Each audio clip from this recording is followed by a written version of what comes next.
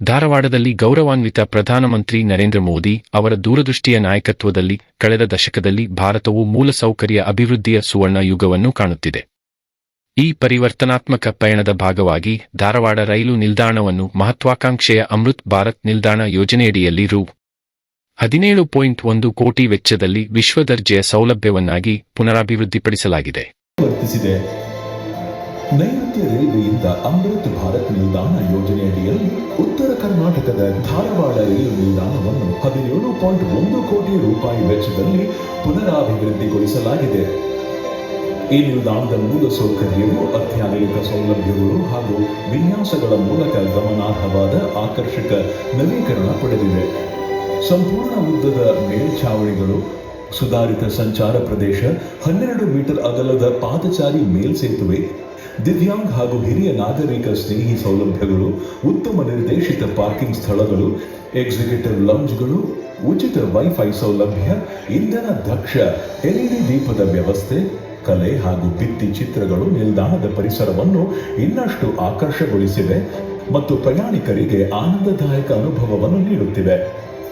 ಹೊಸ ಧಾರವಾಡ ರೈಲು ನಿಲ್ದಾಣವು ಸಂಪರ್ಕವನ್ನು ಬಲಪಡಿಸುವಲ್ಲಿ, ವ್ಯಾಪಾರವನ್ನು ಉತ್ತೇಜಿಸುವಲ್ಲಿ, ಸ್ಥಳೀಯ ಆರ್ಥಿಕತೆಯನ್ನು ಬೆಳೆಸುವಲ್ಲಿ ಹಾಗೂ ಪ್ರಯಾಣಿಕರ ಅನುಭವವನ್ನು ವರ್ಧಿಸುವಲ್ಲಿ ಪ್ರಮುಖ ಪಾತ್ರ ವಹಿಸುತ್ತಿದ್ದು, ಇದು ಭಾರತೀಯ ರೈಲ್ವೆಯ ವಿಕಾಸಪರ ಮನೋಭಾವದ ನಿಜವಾದ ಪ್ರತಿಬಿಂಬವಾಗಿದೆ. ಸದಾ ನಿಮ್ಮ ಸೇವೆಯಲ್ಲಿ ಭಾರತೀಯ ರೈಲ್ವೆ.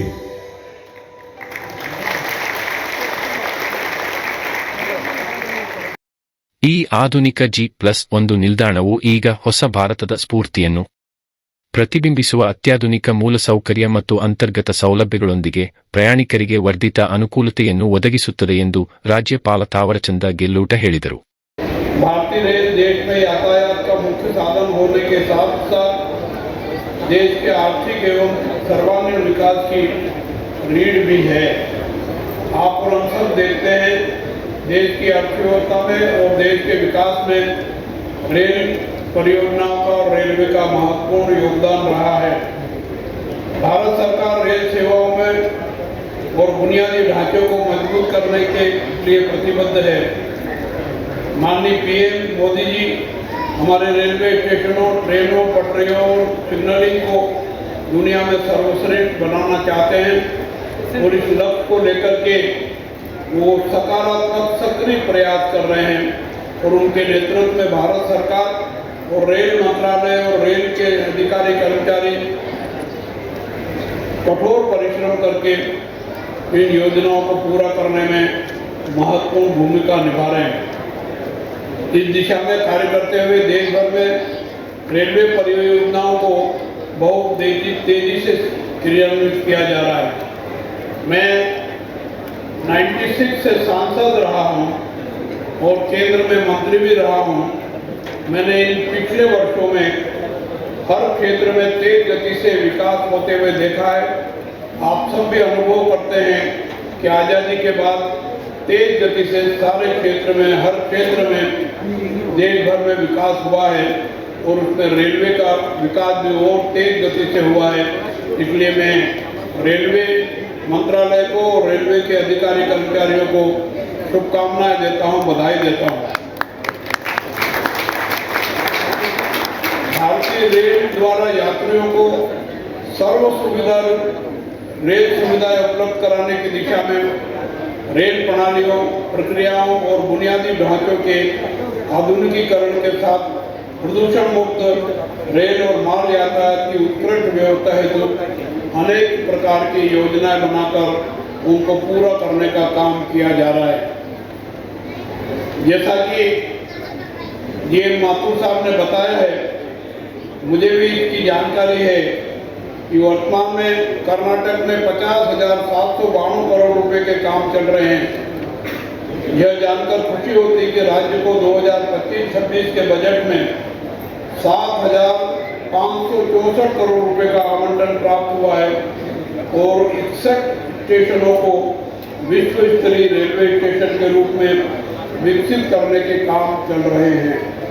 निश्चित रूप से ये राशि उत्साहवर्धक है और संतोषजनक है कर्नाटक के रेल विकास की दृष्टि से. और रेल विकास में भारत सरकार के रेल मंत्रालय के साथ साथ राज्य सरकार की भी अहम भूमिका रहती है। कई मामलों में लाइनें वगैरह बिछाने में राज्य सरकार का भी शेयर होता है। केंद्र के शेयर के साथ साथ राज्य सरकार भी इसमें सहयोग कर रही है। इसलिए मैं केंद्र सरकार के साथ साथ राज्य सरकार को भी बधाई और शुभकामनाएं देता हूँ, उनके प्रति आभार व्यक्त करता हूँ। माननीय प्रधानमंत्री जी के मार्गदर्शन में रेल मंत्रालय द्वारा यात्रियों को बेहतर और आधुनिक सुविधाएं प्रदान करने के लिए रेलवे स्टेशनों के पुनर्विकास और आधुनिकीकरण का कार्य अमृत भारत स्टेशन योजना के अंतर्गत किया जा रहा है, जिसके बारे में माथुर साहब ने, डीएम साहब ने बताया और आप सबको भी इसकी जानकारी है। इससे क्षेत्र में व्यापार, वाणिज्य और आर्थिक गतिविधियों को बढ़ावा मिल रहा है।